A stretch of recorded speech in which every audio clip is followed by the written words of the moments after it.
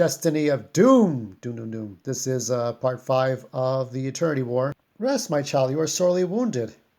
My sword, give me my sword. Her sword. She asked for her sword. Like, does she take us for fools? It's like, so everybody's mocking her.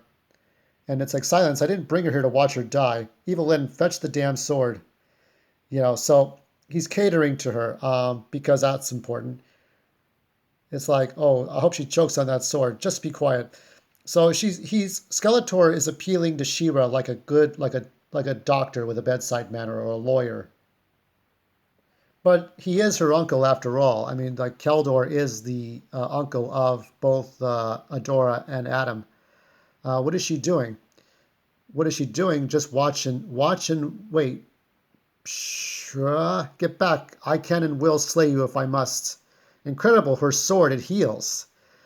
So Skeletor is very cautious. He's watching and waiting to see what happens.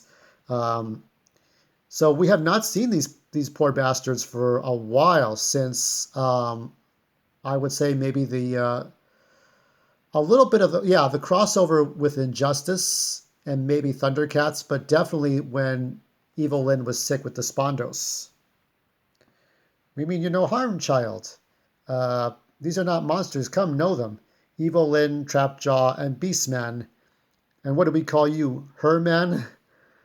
Enough with the mocking, you overgrown fur coat. It's like, he does his force choke, I guess. I am called She-Ra. Fascinating. I would speak with She-Ra alone. So they're being themselves. Trapjaw's being Trapjaw, Beastman being Beastman. And they don't trust her. Haha, not so long ago, He-Man made me believe that Castle Grayskull contained no power. Power, we're going to find out what happened to a certain character right now. But the power only resided within him. A piece of misdirection, I now realize. Your brother is clearly more cunning than his biceps suggests. My brother clearly believes that you cannot be trusted. Oh, I don't believe that at all. I don't blame him. Well, actually, I don't blame him for that. But I have come to see things in a new light.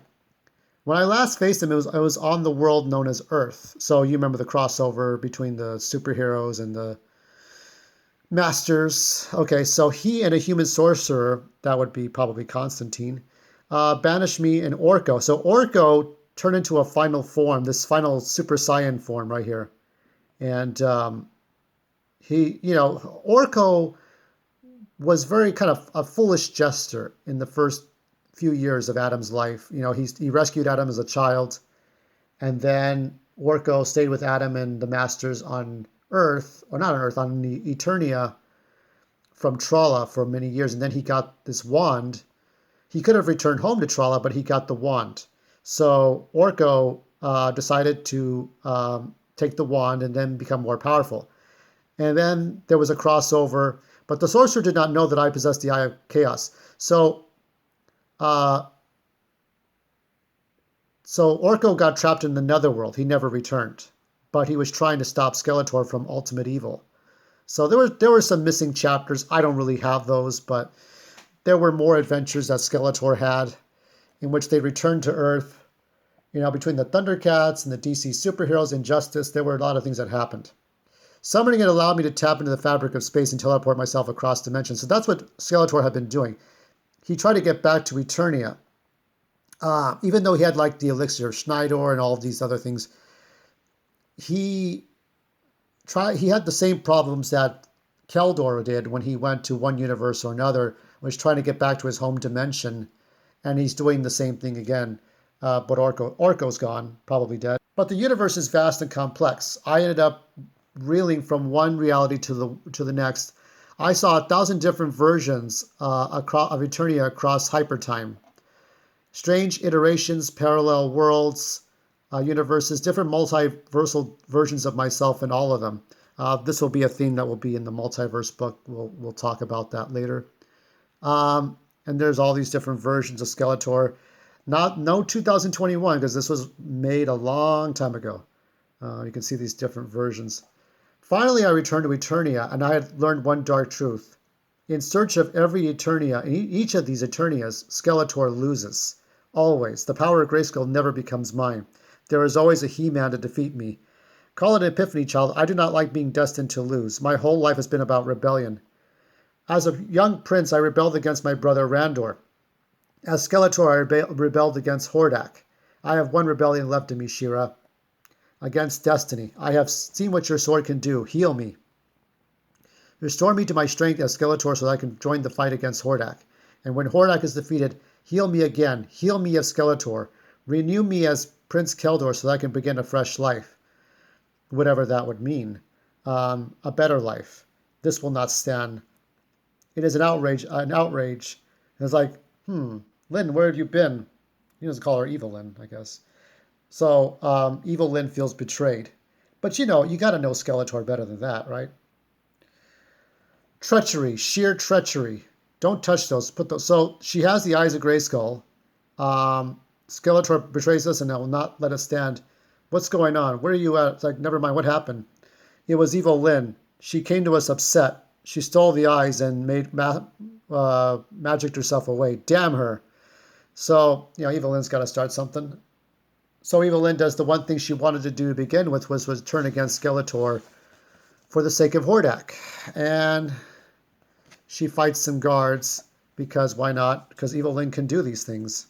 She's that powerful. She's the most important lieutenant of Skeletor's army. Cast her into the dungeon with the other prisoners. There's Modulok.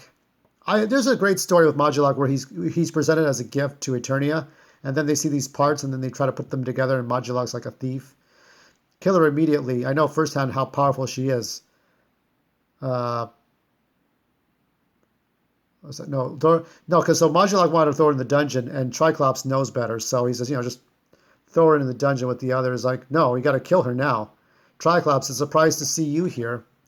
I am certainly powerful enough to just teleport into Castle Grayskull, powerful enough to vaporize anyone here and everyone if I am not granted with an audience with your master, without delay. I admire your initiative, so at this point, Evil Lynn is just doing what Evil Lynn wants to do. She doesn't trust Skeletor, and she probably doesn't trust Hordak either. I know you, Skeletor's witch. No longer. Skeletor's a spent force. There's no future, except in you, my gift. What is this? The Eye of Kronos and the Eye of Chaos? So he gives them both. Ha, ha, ha, ha. May your kingdom come. So that's how this is going. And Hordak has almost all the power. So he's the ultimate bad guy like we all... this is the comic book arc I was waiting for. But I figured, what if She-Ra plays into it or not? I was never sure. You talk about the goddess, the gods, goddesses.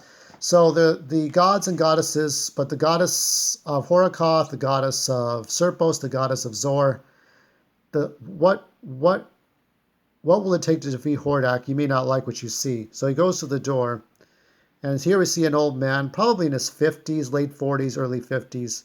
How fare you? I awake and see your beauty, Tila. Ho there, fair Tila. I don't know. And all is right with the universe. And how's your head? Not too groggy, I hope. A week of celebration can take its toll on an old man. Oh, do you dare mock your lord the king? Oh, not mock, tease. So there is King He-Man. And look at this. Look at this army that he's built. May it last forevermore. Tonight we will get into this. It is a very cautionary issue. The problem with power. And we'll do a little bit more with Skeletor and Hordak.